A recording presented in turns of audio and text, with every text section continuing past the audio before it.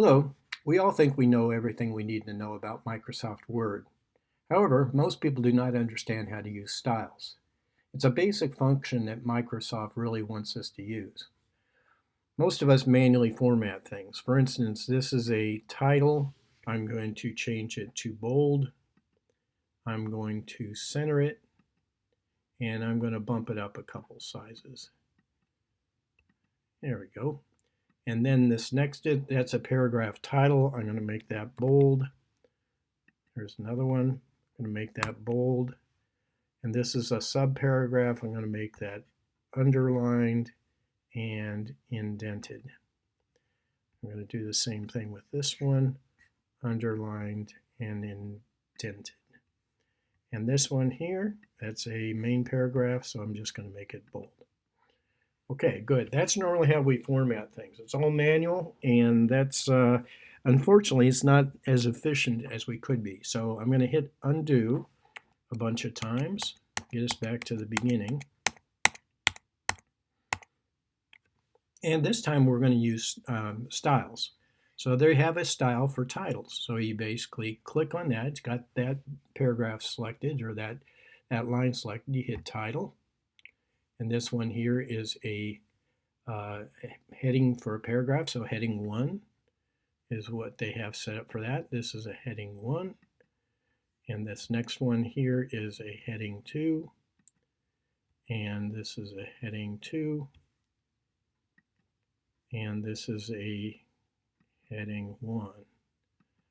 Okay, so that's how we did it, sort of the same thing, except you see this one here, this heading 2 is not indented like I want it, so I'm going to hit indent, and then I'm going to right mouse click and go up here to the heading 2 and say update heading 2 to match selection.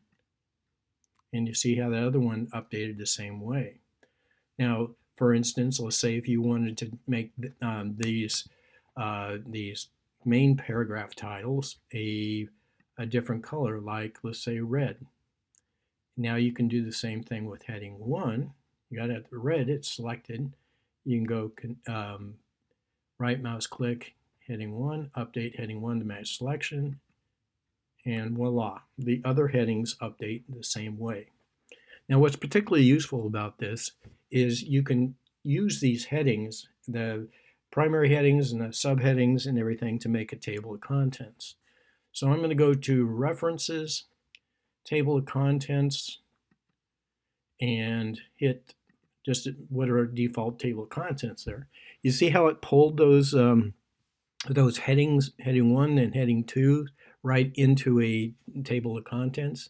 That's it's very handy, and if you need to add it, modify it after that, this one here, this is towards the bottom. I didn't get this one, so I'm going to turn that into a go to Home, heading 1, and that's good. But my table of contents wasn't updated until I come back up here and hit right mouse click and update field.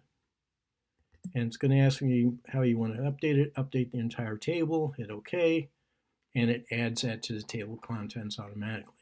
So that's great. So I mean, there's a lot of versatility in these styles, and they work with table of contents, and it's really good. And then after you got a table of contents, you can select one of the table of contents, and it's automatically hyperlinks and goes straight to the place that you got in the table of contents.